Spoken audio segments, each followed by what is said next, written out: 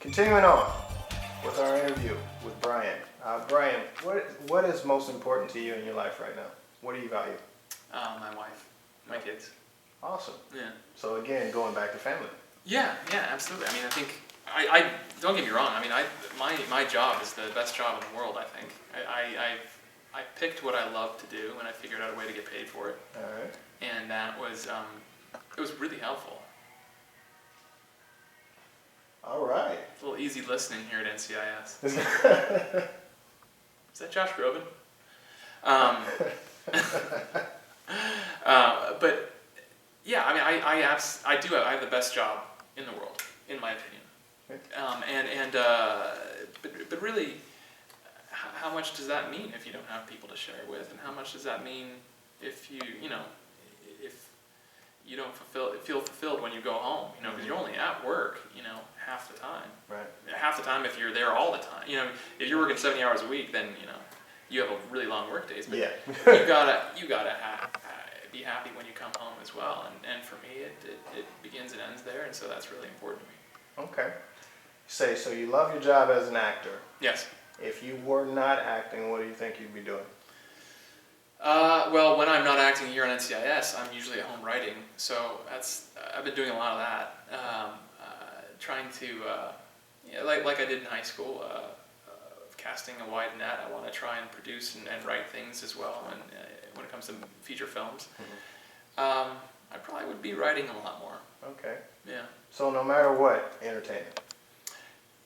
Potentially. It's funny, my parents own a computer-aided drafting software company. My brother works for them, and so I'm the black sheep. I'm totally the outcast who chose a completely different path. But it's something that I've found that I really enjoy, and I think that you can serve the world a lot as an artist to hold a mirror up to our society and say this is what I see.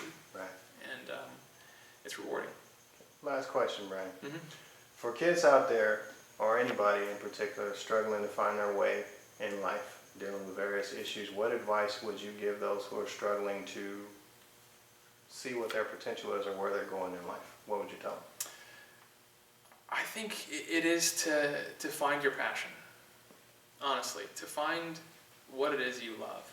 And even if it seems crazy, if it seems ridiculous or unattainable, look at who you admire. Look at people who have been successful at what they do, and try to become that. And work at that. Like I said, you find what you love, and then you figure out how to get paid for it.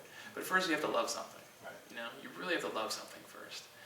And the only way that I can advise any kids to do that is to try as many things as possible. When it comes to school activities, when it comes to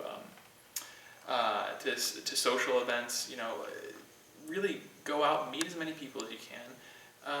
Try as many activities as possible. You may find that you are a huge fan of bocce ball and you've never tried that before. Maybe you'll become a world-class bocce ball player. Who knows?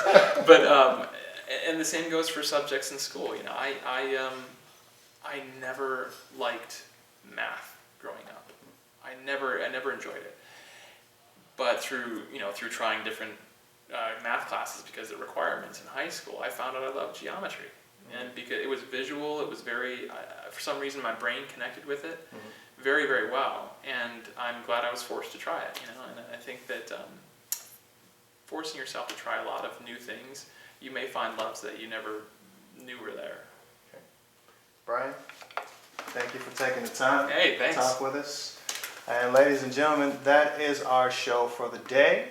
Remember, you can catch Brian Dietzen on CBS and also in syndication as Homer on NCIS. I am your host, Tank Jones, for the Chronicle of Success series. Remember, the choice is yours, and you can. Cool. Cool, man.